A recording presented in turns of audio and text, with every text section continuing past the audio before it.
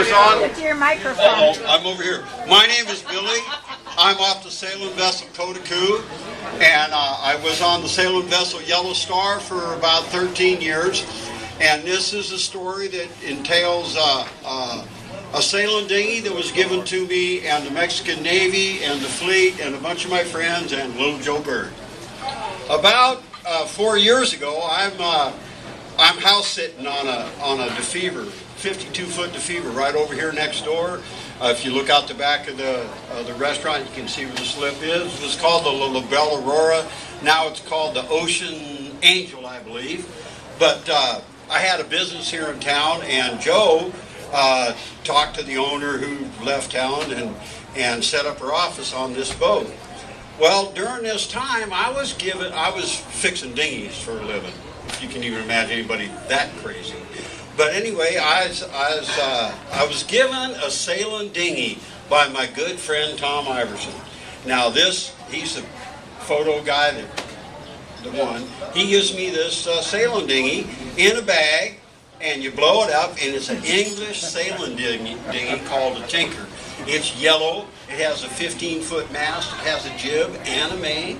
And I have never sailed anything smaller than a 36-foot piver in my whole life. But he gave it to me to try out. So after about 3 weeks of figuring out how to put it together and fixing the holes and the patches and gluing the top back on and putting it behind my boat, I decided to take this boat out for a ride. So it's 10 o'clock on a Sunday morning. The wind's blowing about 5 out of the south. I'm sitting right over here against the wall. The Mexican Navy's right over there. I'm going to sail this Tinker off the back of La Belle Aurora and head out and go play out in the Magoti.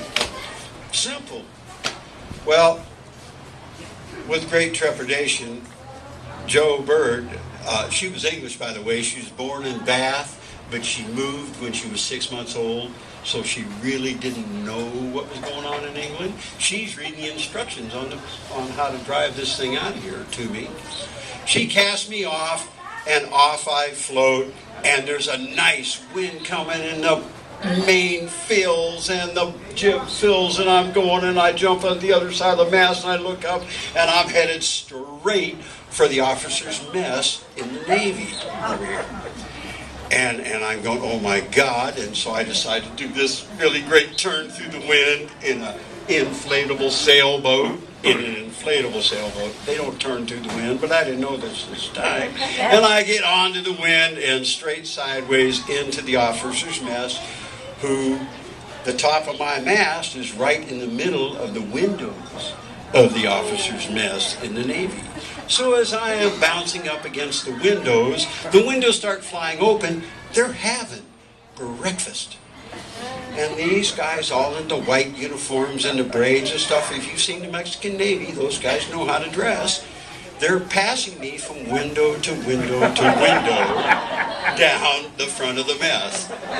So I don't knock out the friggin' windows, right? Joe Bird, my other half, is sitting on the back of La Belle Aurora. She has called the fleet. Billy's got a problem. He's up against the wall in a sailboat.